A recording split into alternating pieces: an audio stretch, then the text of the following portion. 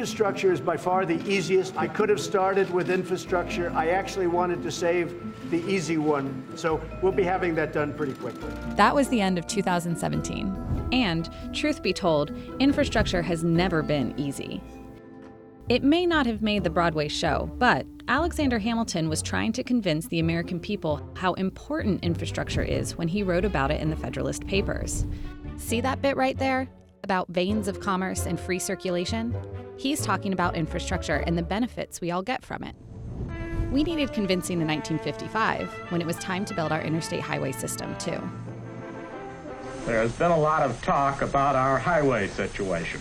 A great many of you must have wondered, as I did, whether there was anything a private citizen could do about a problem so big. The heart of the problem has always been, who is going to pay for it? When President Eisenhower signed the Federal Aid Highway Act of 1956, which authorized the construction of a 41,000-mile network of interstate highways, money came from an increased tax on motor fuels that went into a highway trust fund. Now, we're constantly hearing about our nation's crumbling infrastructure.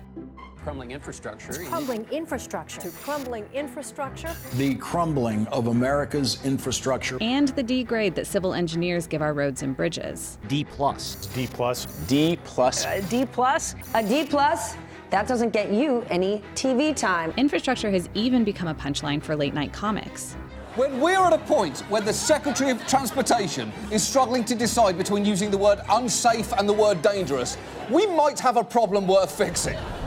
To drum up support for a plan, the administration has attempted an infrastructure week so many times, it's now earned an entry in the Urban Dictionary. So, where are we when it comes to the government actually doing something about infrastructure? To answer that, we turn to Bloomberg Government's Shaun Courtney. The American Society for Civil Engineers estimated in 2017 that our needs were about $4.59 trillion. So the number is quite large. Infrastructure is currently paid for mostly through the Highway Trust Fund. Federal motor vehicles, fuel taxes, so diesel and gas taxes that you pay when you go to the pump. The problem is that neither of those taxes have been increased since 1993. So that means that we're spending at 1993 rates with current dollars, which means there's not enough money, especially since fuel efficiency has increased in that time.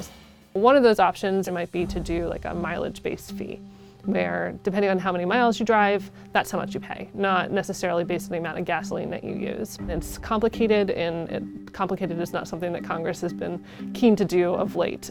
Congress loves a real deadline, and since they know that that's not the actual deadline is when the money runs out. The money runs out in 2021 for transit and then 2022 for highways. There's a lot of talk about maybe we could do something. Maybe Democrats and the White House could get together. The president has said if these investigations continue, I can't work with you. He didn't bring it up. We believe that the president of the United States is engaged in a cover-up. That effort is basically dead, and I don't see it coming back to life between now and then the election. Considering that it's already basically election season, the odds of that are not great.